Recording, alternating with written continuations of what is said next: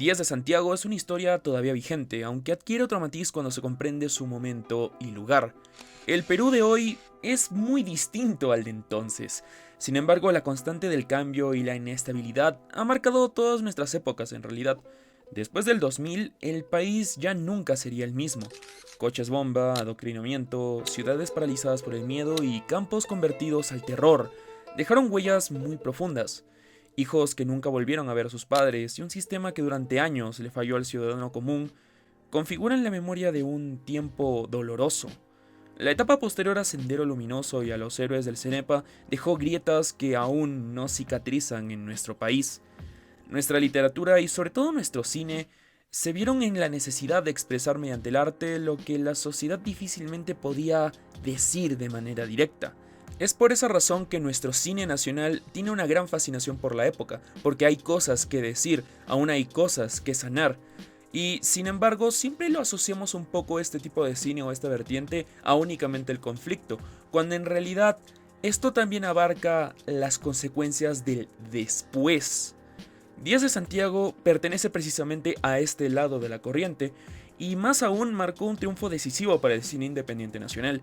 Chuyachaki Producciones no solo logró plasmar con fuerza la idea de un país herido, sino que además consolidó un estandarte de lo que con el tiempo se reconocería como el buen cine de antaño. Por supuesto que no fue la primera película en adaptar este tipo de época y esta clase de temas, pero sí acabó siendo el padre de generaciones de estudiantes de cine y cortometrajistas en el Perú.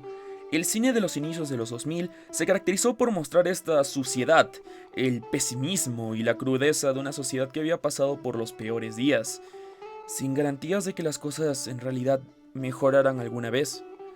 Días de Santiago es en ese sentido el reflejo de un país aún en proceso de sanar, y es curiosamente una historia sobre recuerdos.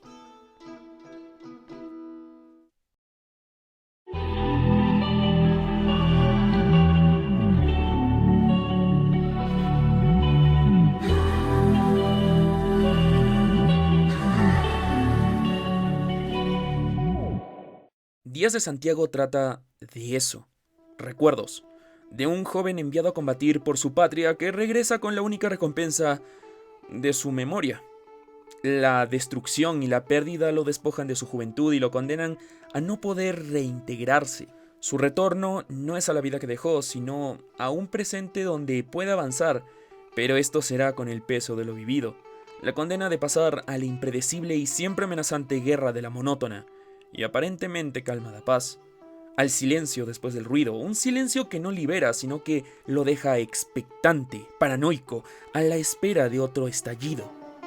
Esa es la pena de Santiago, vivir sus días uno por uno. Su regreso a la vida civil trae un conflicto inesperado, la pérdida de sentido en la sociedad peruana. En la guerra, las reglas eran claras, la orden era única y su propósito estaba definido por la voz de un superior.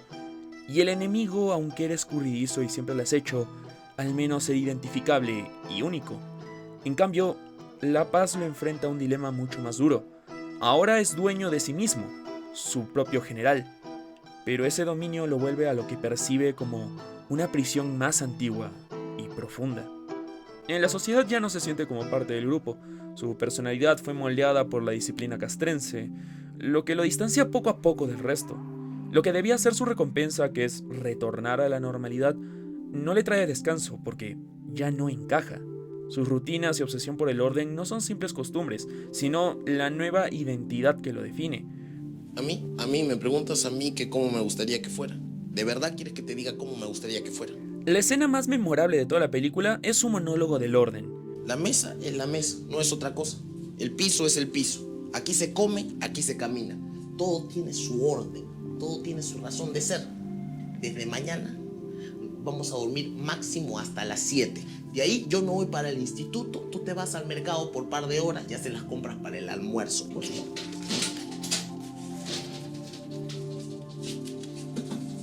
¿Quieres pan? Un desahogo íntimo que revela su frustración y al mismo tiempo su incapacidad de expresarla frente a su pareja. El sistema que lo formó no admite individualidad, lo que siente debe permanecer oculto. El sistema militarizado es tan antiguo como la guerra misma, necesita soldados, no individuos. El ejército rapa a sus reclutas no solo por higiene, sino para uniformarse y borrar la singularidad. Full Metal Jacket lo muestra con una brutal claridad: despojar al sujeto de su identidad para convertirlo en una pieza de una maquinaria bélica. Todo a partir de simplemente darles a todos el mismo corte de pelo. Así, Santiago no era Santiago Román, un joven de 23 años, era parte de algo mucho más grande. Su formación lo transformó en una máquina obediente, capaz de matar sin titubear, pero al volver a la sociedad se descubre vacío. El mundo civil exige decisiones propias, y allí tropieza con un entorno corrupto y hostil. Ves a todos y los distingues. ¿Qué estarán pensando hacer? ¿A dónde pensarán ir? Me estarán viendo también a mí, hasta que vuelven a aparecer. Gente de mierda que empuja todo lo que se le ponga enfrente. Te dan ganas de hacerles algo, pero no puedes. Vive en contradicción, reprime lo que siente, pero se frustra al no poder cambiar su realidad. Esa tensión y soledad, la sensación de impotencia e incomprensión, solo llena de pólvora un cartucho que está destinado a explotar. Tienes que pensar, acá también todo debe tener su orden. El concepto del orden es muy importante aquí. Obviamente el servicio militar impera orden. Sin orden, la jerarquía y la distribución no tiene sentido y no se alcanzan los objetivos.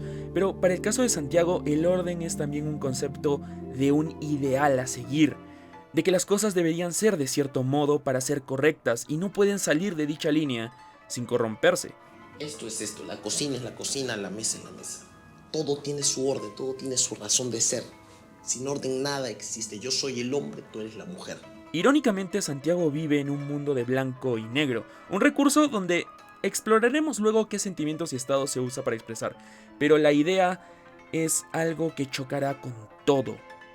Chicas saliendo con varios, adictos, hipocresía, pésima educación, todo esto sale del orden que él entiende como único, y en base al desorden de su entorno, es que vamos a ver la caída de nuestro protagonista. Santiago intenta darle un nuevo sentido a su vida a través del estudio y conseguir un trabajo. Busca ingresar al instituto, pero sus escasos recursos le obligan a pedir apoyo que luego en realidad nunca llega. Son 6 ciclos. 3 Para años. elegir mañana, tarde, noche, 3 años. usted le Puta madre. La mensualidad Puta madre, ¿qué será hago? 200 soles. 200 soles. Bueno, pero tiene estos 200 cursos. soles. Tiene lo de electrónica, 200 son 6 soles. meses. Y tiene también Puta madre, 200 soles. Puta madre, ¿qué hago?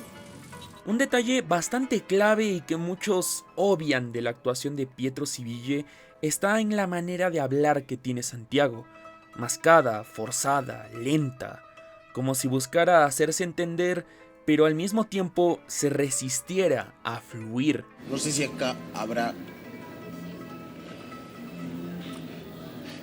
Esa rigidez transmite la incomodidad de Santiago en el mundo civil. Incluso en los diálogos más simples se percibe el choque. Cuando pregunta por una carrera, lo que le interesa no es qué estudiará, sino cuánto tardará en terminarla. Le da igual a qué dedicarse porque para él la meta no es elegir, sino trabajar. Química civil, industrial o electrónica. Electrónica. 5 años. Todas duran 5 años. Si todo dura 5 años, ¿por qué me pregunta cuál? La guerra y su entrenamiento lo despojaron de individualidad, y aun si quisiera recuperarla, la falta de recursos ya le ha cerrado casi todas las puertas. Dar su vida por la patria no le dio recompensa alguna. Los excombatientes estamos por todas partes, pero nadie nos reconoce. Nadie sabe lo que somos. Al pasar más la película conocemos a los amigos de tropa de Santiago, hombres que como él quedaron rotos por dentro, y algunos también por fuera. Aún con mutilaciones, aún marcados con las cicatrices de la guerra, intentan adaptarse a la vida civil, pero lo único que encuentran es la vulnerabilidad de sentirse desarmados en tiempos de paz. Santiago en sus caminatas diarias sigue pensando como un soldado, clasifica amenazas, se siente vigilado, permanece alerta, en una constante paranoia. Tienes que andar mirando a todos lados, preparado a todo, anticipando a todos, siempre listo para reducir al enemigo, con las manos, con la mirada, con las ideas terribles que se te vienen a la cabeza, las ganas de hacerle algo a alguien, a cualquiera, pero no puedes. Te tienes que controlar. La lucha contra el terrorismo le enseñó a escuchar el silencio, a reaccionar ante el menor ruido, y en una ciudad ensordecedora como lo es Lima, su mente nunca descansa. Sus compañeros buscan cómo sobrevivir, pero muchos admiten haber tomado malas decisiones. En una escena clave incluso proponen delinquir en grupo. ¿Ustedes han visto el banco de crédito que está en La Molina? Un banco promoción. ¡Puta, que un banco! Hacemos un plan de operaciones como si fuera una misión más. Y sale. Todo nace de la misma sensación de abandono, resumida en quizás la frase más lapidaria de toda la película.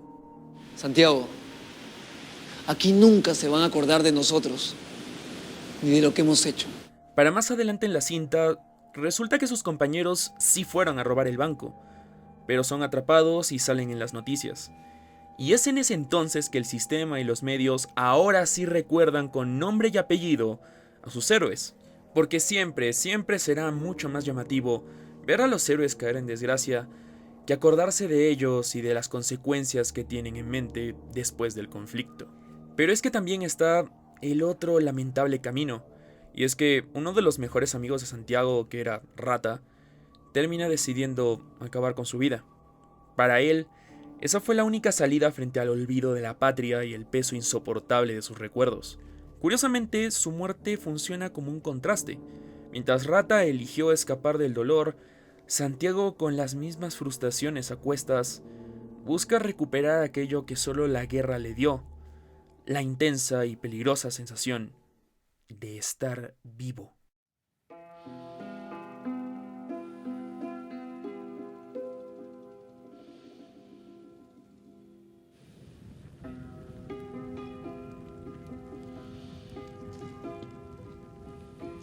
Pero esa sensación no es más que la herencia de sus secuelas de guerra sin ningún tratamiento.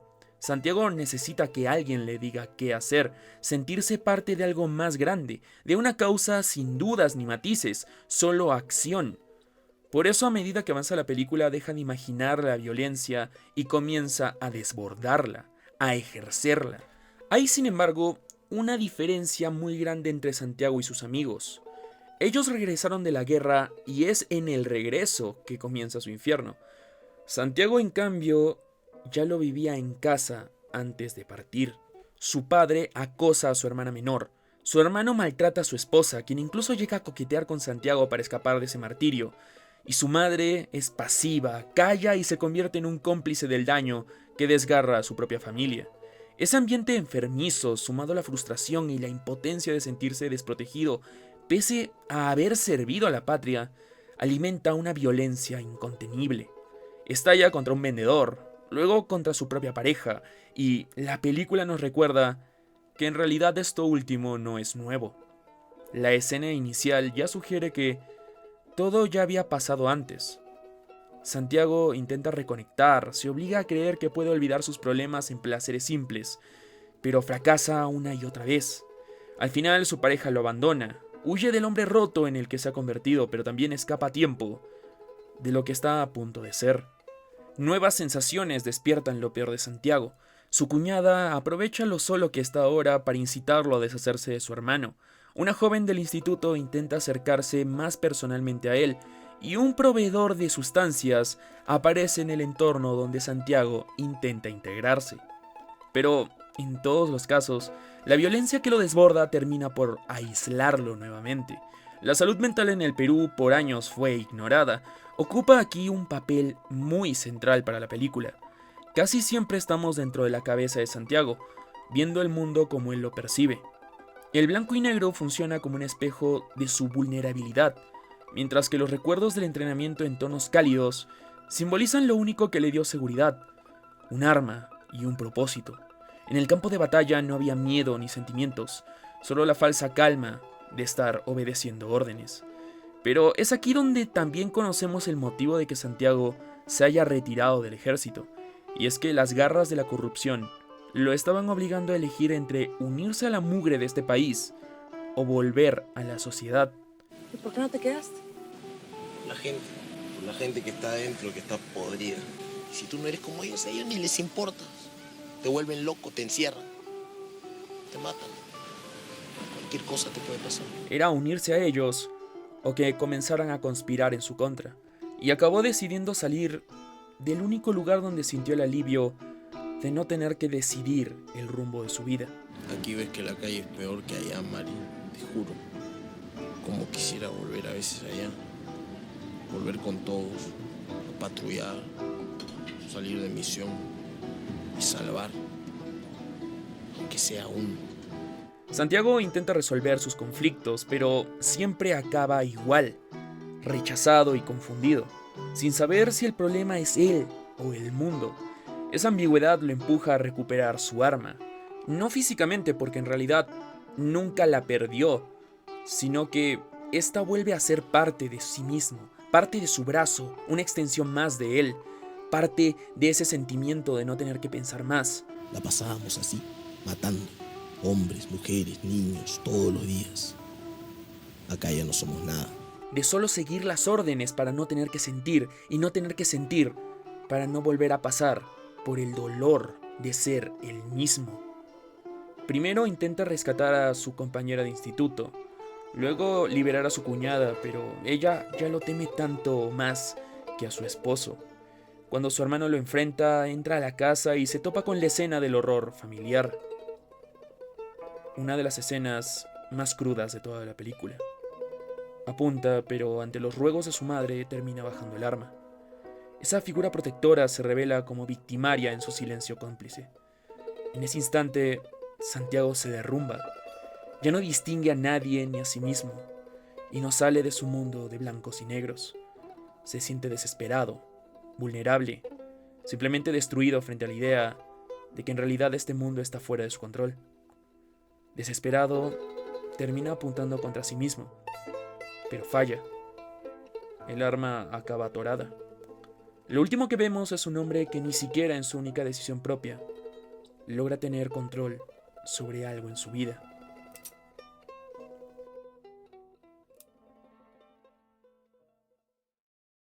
En retrospectiva, Días de Santiago es una de las películas más significativas de nuestra filmografía nacional. Se ganó a pulso un lugar en el imaginario colectivo y aún tiene aplausos pendientes por recibir. Su vigencia es innegable. Los problemas y consecuencias de la época que retrata siguen presentes en el Perú de hoy, y su manera de introducirnos a Santiago como sujeto la convierten en el perfecto ejemplo de cómo vincularnos con un protagonista, incluso si no es alguien a quien admirar o justificar. Santiago no se presenta como un héroe idealizado. Ya era violento y problemático antes de ingresar al ejército, y su paso por la vida militar solo intensificó esa condición. Después de ponerle un uniforme y un arma en las manos, nadie se preocupó por lo que sería de él al volver. Él mismo recuerda con nostalgia aquellos días de sentirse útil y poderoso, aunque el filme deja claro que esa experiencia no fue gloriosa, sino el origen de un vacío aún mayor. Inevitablemente tiene un paralelo bastante grande con Taxi Driver, pero sobre todo por algo interesante: la cabina. La cabina en Taxi Driver es un espacio de soledad y de bastante interpretación propia hacia lo que es la sociedad del país, y para el caso del Días de Santiago es una escena más que puntual, pero sumamente importante, ya que revelan esa parte más humana de nuestro país, el lado más irreverente y sin caretas, que verdaderamente es la ciudad desnuda al completo. Y bueno, Santiago se descubre como un prisionero de la misma a partir de su experiencia en el taxi, pero de por sí, toda la película es dicha experiencia. Para fines de análisis, siento que muy a menudo se pasa por alto el simbolismo del discurso del orden y del conflicto de Santiago. El discurso del orden, sobre todo, es para mí una de las partes más importantes de lo que intenta expresar este filme. Días de Santiago no es una película sobre la secuencia de acciones. Si nos ponemos a resumirlas a nivel escueto, se pierden demasiadas cosas. Demasiadas, porque en realidad no ocurren tantas cosas como parece. La idea de Días de Santiago es íntegramente sentimientos y recuerdos, especialmente recuerdos. El blanco y negro puede parecer un recurso pretencioso en otros filmes, pero aquí no está bien colocado en todas las escenas. Sin embargo, luego de estar viendo la película una y otra vez, se puede llegar a distinguir un patrón interesante, y es que lo que buscaba transmitir este efecto es expresar la vulnerabilidad de Santiago en contraste a lo que vive. Lo que busca expresar el filtro es el alma de Santiago, su alma al desnudo, sea porque le está incomodando demasiado tener que expresar ciertas cosas, está recordando cosas que le duelen, o está ocurriendo algo que le hace mucho, mucho daño. Representaría en todo caso esa parte reprimida y a la vez cada vez más oculta de Santiago, su propia identidad. El discurso del orden en ese sentido es la parte más potente y explica por qué termina siendo tan icónica. Si somos claros de dónde realmente es que Santiago comienza a hundirse, es desde el mismísimo inicio de la película. Todo el tiempo comienza a sentirse aislado y reprimido, simplemente su sentimiento comienza a afianzarse muchísimo más. La atención psicológica a excombatientes es hoy en día un tema central en las Fuerzas Armadas, pero antiguamente no se le daba tanta importancia como debía tener en este país. El sistema militar es deshumanizante por razones prácticas, pero Santiago se aferra a esa pérdida de identidad porque su verdadero yo es alguien disconforme con su vida, atormentado por la violencia reprimida y una familia horrenda que lo terminó dejando con demonios internos demasiado grandes para manejarlos él mismo. A lo largo del filme, el blanco y negro se intensifica cada vez más, reflejando que con cada golpe y cada descubrimiento, Santiago percibe un entorno sin orden, hasta darse cuenta que él mismo no tiene un propósito o lugar. Está aislado en un mundo que lo rechaza, al que intenta acercarse solo para acabar herido. Salir de la violencia armada para enfrentarse a la violencia social le revela que no puede escapar de sí mismo.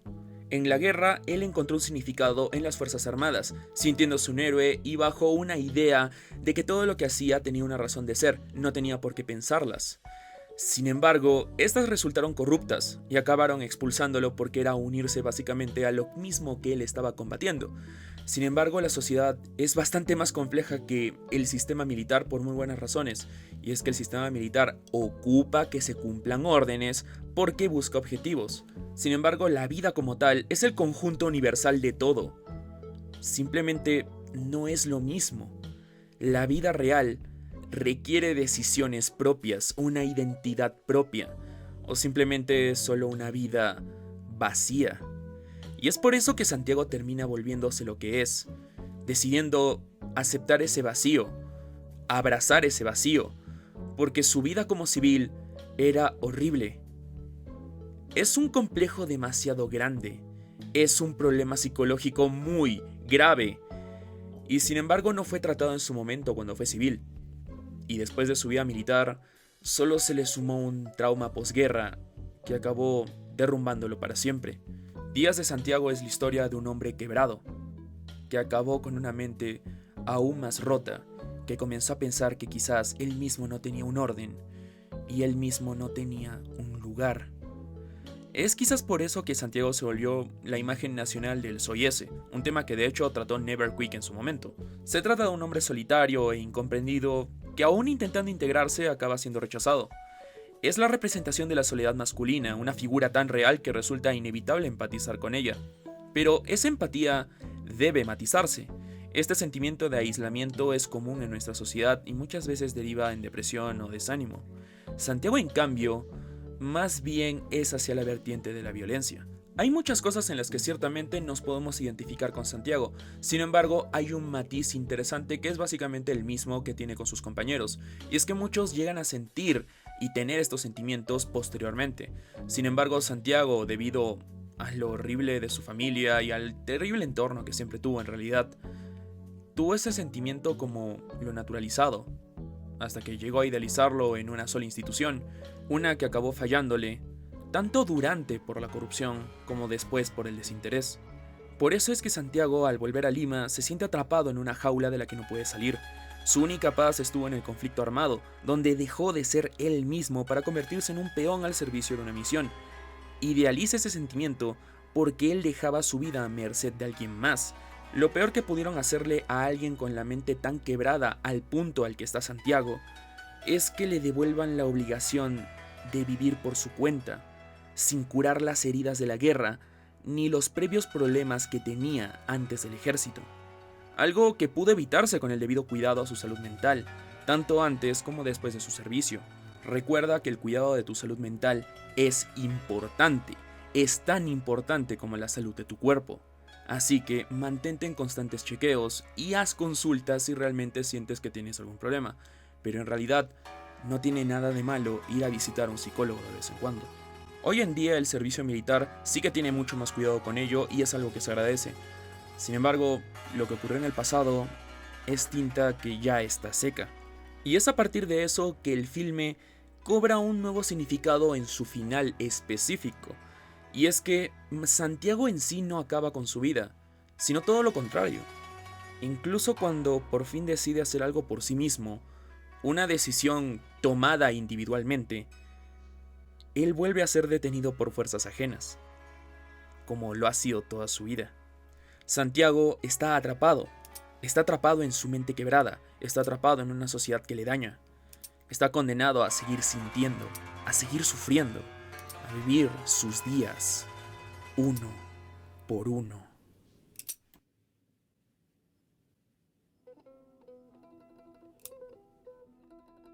Si te gustó este video, dale a like y suscríbete para ver más videos como este, y síguenos en nuestras redes sociales donde estamos activos. Si deseas ayudarnos, puedes donarnos tanto a Yape como a Plin, y revisa los beneficios de la membresía de nuestro canal para unirte como miembro VHS. También puedes apoyar este canal compartiendo este video con tus amigos o simplemente dejándome un comentario ahí abajo. Nos vemos en la siguiente. ¡Corte!